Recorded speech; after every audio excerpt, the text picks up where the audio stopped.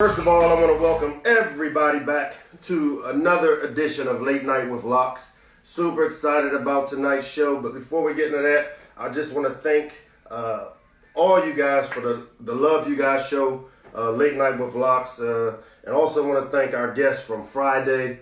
It was a great show. Thanks again, and I'm so excited for Torrey Smith and his post-NFL career. He's got so much ahead of him, such a talented individual, talented Terp.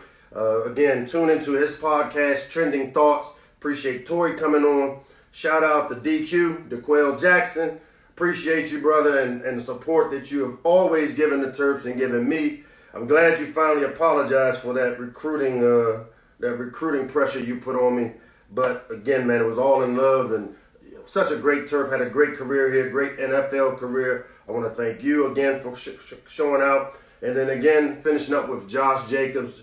Raider Nation has a good one. Thank you again, Josh. Best of luck to you this season. And all of us Terps are excited about Isaiah joining the Maryland family. So really excited about having Isaiah here. Big congrats are in order to our former players. The Steeler Nation, man, you got two big-time players.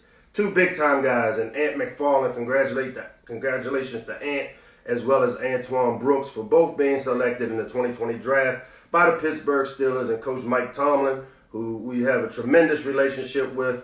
You're going to a great organization in Steeler Nation. You're getting two big-time players that will represent you guys well.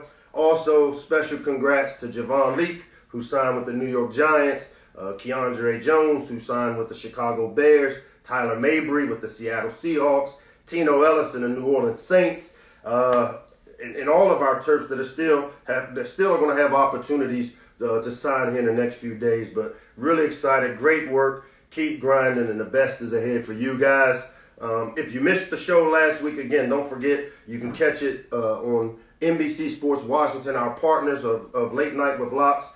They keep the show up there running with highlights. Again, we want to thank them for a great work and relationship. And then I also want to take a second to thank, again, all the frontline workers. I would be remiss if I didn't do that every show until we get through this thing. The frontline workers that continue to put it on for us and give us the opportunities to live the life we live in as we work through this pandemic. So, again, thank you for all the healthcare professionals as you guys fight it and risk your health for our comforts and need. Again, tonight is a DMV show, man. It's a group that is totally DMV, which I always get excited about. These guys have all put on for the DMV in some form or fashion, whether it's professionally or in the college ranks, as you'll see. Our first guest is a member of my Washington Capitals. You hear me say my Washington Capitals. The only time I watch hockey is to watch the Caps.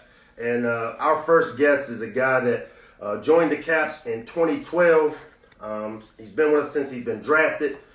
He's a Stanley Cup champion, obviously winning in 2018, winning the Stanley Cup for the Caps. This guy is an enforcer, big time. He's a guy that is all things DMV, represents this area so well. I'm excited to bring on our special guest, Tom Wilson. What's going on, T-Dub? Coach, how's it going?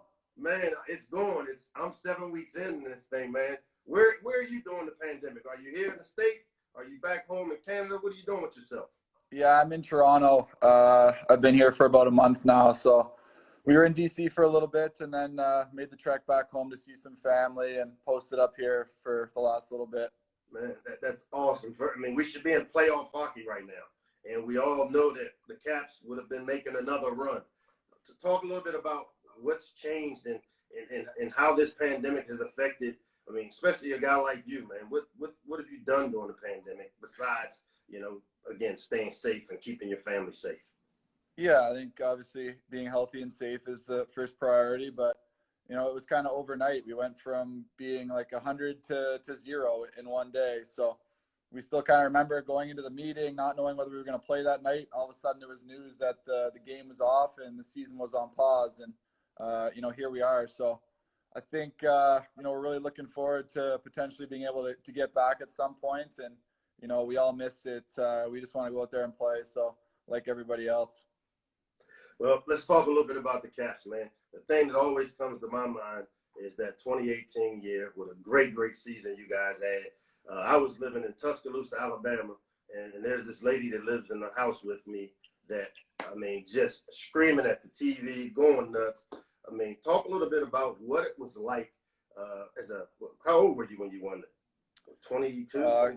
Yeah, 23, 24 23. years old. Yeah. How was it at 23 years old bringing home the Stanley Cup and doing it for an area that has just been starved of championships, man? And you guys kind of got that DMV championship ball rolling. What was that 2018 season like for you? Yeah, it was wild. Obviously, it was kind of the season of a lifetime there. And, having done it, looking back on it, you're just so fortunate to be able to win and win a championship with some of your best friends. So we had a lot of fun with it. Obviously, the hockey was pretty darn tough.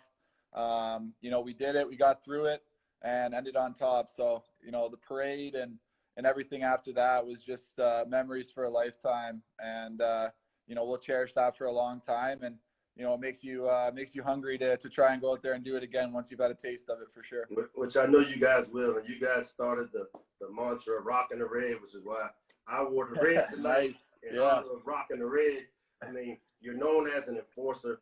As I did my research, it's amazing. I read the story where in the first time you ever played for us, you went out on the ice. You went and checked the guy, which you become known for, but you lost a blade. And talk a little bit about that story, because I thought that was such a unique story. First time on ice, you go light somebody up, you lose a blade, and now you're like a deer on ice trying to make it back over for the repair, man. Yeah, so Game 5 was my first game, and we won that game in overtime. I think it was Mike Ribeiro scored the winner. That was my first taste of NHL hockey, was right into a playoff game. And then it was actually Game 6. We went to MSG, which is obviously tough one of the most, best place, tough place to play, pretty cool arena. So I'm a kid, 19-year-old kid, just pretty surreal moment. And obviously I go out on the ice and go out on the forecheck and try and hammer somebody and miss. And I hit the boards and my blade popped out. So I'm sitting there, I'm like, oh gosh, like what am I going to do, right? I'm in the far corner.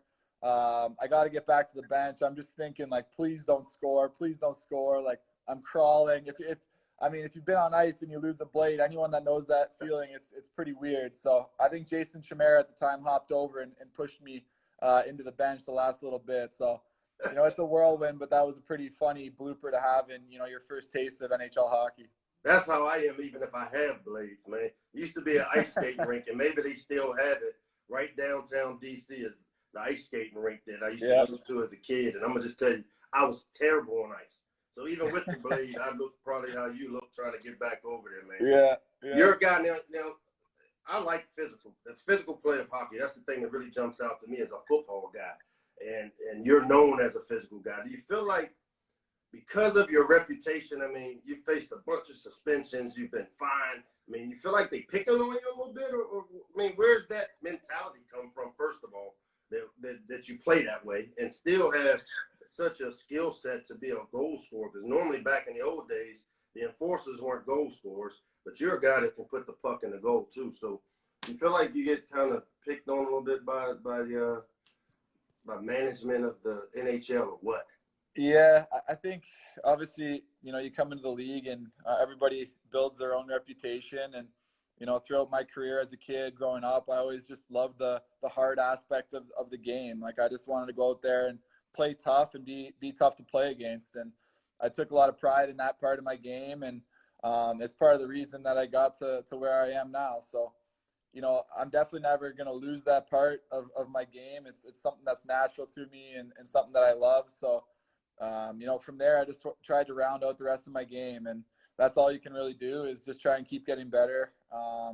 Develop the skill side, and keep complementing the good players that I'm fortunate to be on the ice with, and the rest of it will fall into place. You get a couple suspensions and stuff like that, and it was a tough year. It seemed like it was spiraling out of control a little, but that happens. You learn from it and you adapt.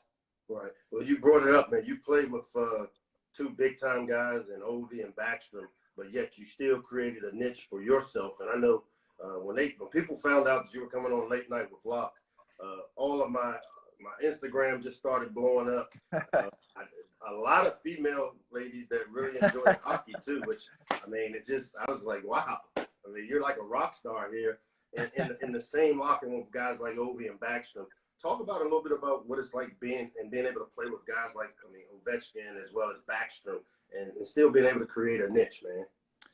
Yeah, it's pretty special. And I think, you know, from day one with Ovi and Backy and those guys, they're great leaders. Like, they just made me feel welcome. They made me feel like a friend right out the gate. And, you know, from then you kind of build a bond and you get fortunate enough to actually go out on the ice and play on a line with those guys. And it's pretty darn cool to look around and be playing with two of the best that will ever lace them up. So, you know, Ovi is probably one of the most unique guys, unique players that will ever play. Such an awesome guy and, you know, a true powerful, you know, sniper. He really does it all. You know, obviously Nicky Backstrom is one of the best passers that the game has ever seen. So I was watching the highlights the other night of Game 5. It was on NBC or something, and Nicky just threaded a saucer pass right to Ovi for a goal. And I think Nicky had like a broken hand or something at the time too. I'm like, this guy's making an all-world pass with basically one hand. Like, it's just a surreal moment, right? And you know, with those guys, they just wow you every day. Yeah, that's a big time locker room.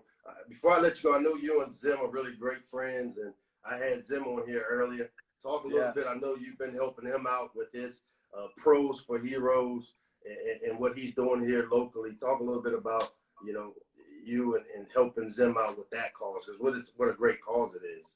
Yeah, he's an awesome guy. We had some good times when he came to celebrate with the Nats at the Capital One Arena there. He's a lot of fun, and he just reached out and was trying to bring together, you know, some of the professionals from around DC, from whether, you know, hockey, baseball, basketball, whatever it was, and just tried to bring some of the athletes together for a cause, Pros for Heroes, and I was happy to jump on board. So it's really all we can do right now is try and help the people that have, I mean, always helped us, and it's obviously at a premium right now. So we're super thankful for that, and it's a great cause. So I was happy to jump on board and help Zim out with that, and him and his wife are doing a really awesome thing. Yeah, you guys are doing a great job here in the DMV community. I love seeing the different factions of pro teams come together to give back. Again, before I let you go, I'm a football coach. You follow football pretty good, right? Pretty well. Yeah. I mean, it was the CFL to start, but then it became the NFL, obviously. If you played football, what position would you most likely see yourself playing? I don't know. That's a tough question. When I played when I was younger, I always liked the offensive side of the game, but, you know, thinking now, it would be pretty fun to go after the quarterback from time to time. So, you know, I don't know. Linebacker, safety, hybrid. I mean, yeah. 6'4", 220. You like? I got to get out for a practice or something and test out what I like best. Okay, we'll have to get you out, man. Again, I appreciate you coming on the show tonight. It's great catching up with you. I look forward to seeing you.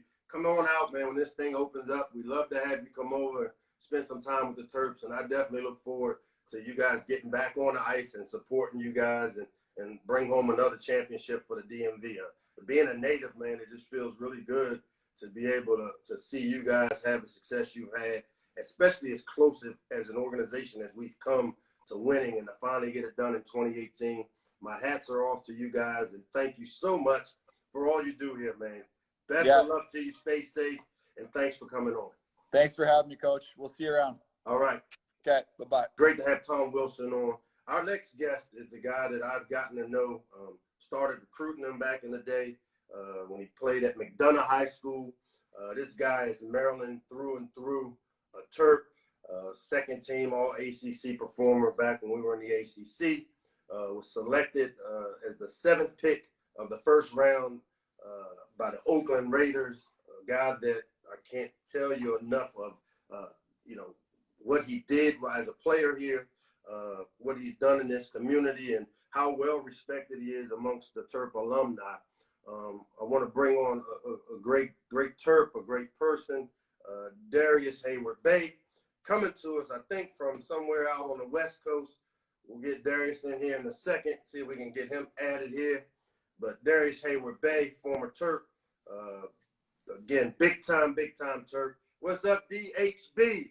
What up, Coach? How you doing, man? Man, I'm doing it. I'm trying to keep busy during this pandemic, so I gave this talk show host gig gave it a little try, man. What's been going on? Where you first of all, where you at? You're on the West Coast, right? I'm on the West Coast, man. I'm in the Bay Area. Out here trying to enjoy the weather, just trying to stay healthy. Checking on loved ones from here, Staying safe. Yeah, staying safe for sure. Staying quarantined, staying in the house.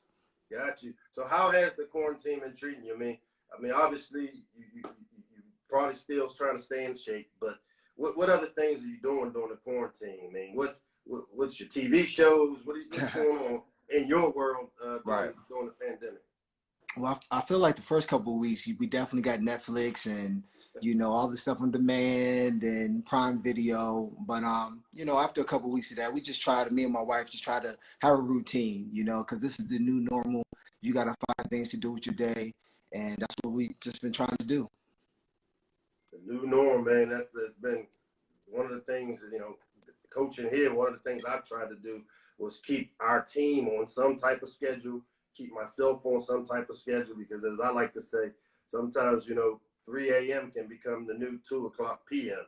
if you don't stay on schedule. So, tell us a little bit about what you're doing with yourself now that you're not playing ball. I mean, what's your future look like? What's the plans? What's your plan? The plans are, right now, just get into a lot of hobbies. A lot of things. When you have a 10-year career, you find yourself, focusing on that profession. And this time off has allowed me to really focus on the things that I love, the things that I'm passionate about, and trying to just get into movies and stuff like that, things that have my interest. So this time it's been great to just get away from football for a while.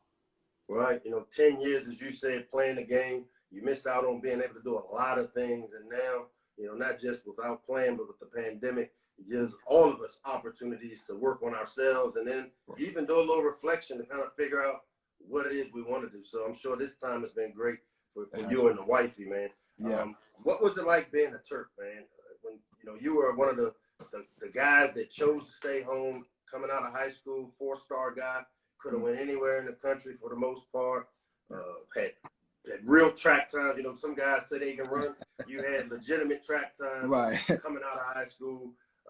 What was it like being a Terp, and what went into the decision to stay home? Playing home was awesome. Like you said, I had an opportunity to go a lot of different places, Ohio State, Penn State, Alabama, but staying home, it was awesome just to have my family there for me.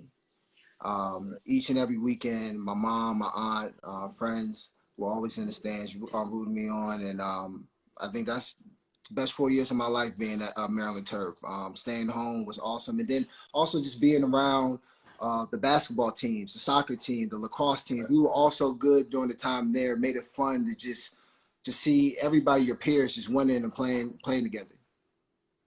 No doubt, and again, you were here during an era where you guys had great success, and you left here as the second all-time yardage leader in receptions, and did some really big things. The draft just took place this past weekend, man, and I don't know if you followed it, but just knowing that the draft went just happened. Yeah. Talk a little bit about your experience, man. You had an opportunity to be the 7th pick in the draft. And again, you managed 10 years. The NFL average is 3 years, and you played 10 years. But go back to the day you heard your name called as the 7th pick by formerly the Oakland Raiders, but now the Las Vegas Raiders. What emotions went through, and tell a little bit about what that experience was like for you at such a life-changing event. Yeah, that experience was surreal. Still thinking about it, it's like, man, that happened to me. Being at Maryland, being a guy who, I worked my butt off to, have the opportunity to play in the NFL, and then to go top 10 to, a great organization with the Raiders, and having the opportunity to meet Al Davis, and just being around organization that knew how to win and wanted to bring back the glory days. Also, the experience that these guys had is what I had. I was at home. I had ESPN at the house, and it was kind of cool just seeing those kids with their families on the couch, people crying, Right. embracing your loved ones, the people that were there from the start. And it was awesome. It just brought back so many memories. Yeah, what a unique experience in a unique way. And just from reading a lot of the stuff that took place this past weekend, I know the NFL is maybe even contemplating kind of keeping this type of draft because, you were the 7th pick and stayed home to do it with your family and be with the people that are really close to you. So you experienced kind of what we saw this weekend. And for me, I was part of the draft coverage in the first round, and it was really, really special to see some of the intimate emotions that go along with such a life-changing event and just see it in real time. So you're exactly right, man. What a great experience it was to see it. And you got to do it back then when you got picked as the 7th pick by the Raiders. Mm-hmm. So, again, man, it's great to hear. Now, talk a little bit about me. Do you get to catch the Terps on TV, man? You still a big Terps fan? No, Our women's team won the Big Ten championship again this year. Our men's team won it. They tied for it and won it and had their seasons cut short. What's it like being on the West Coast and a huge Terp fan and still following your Terps? It's been awesome watching from here.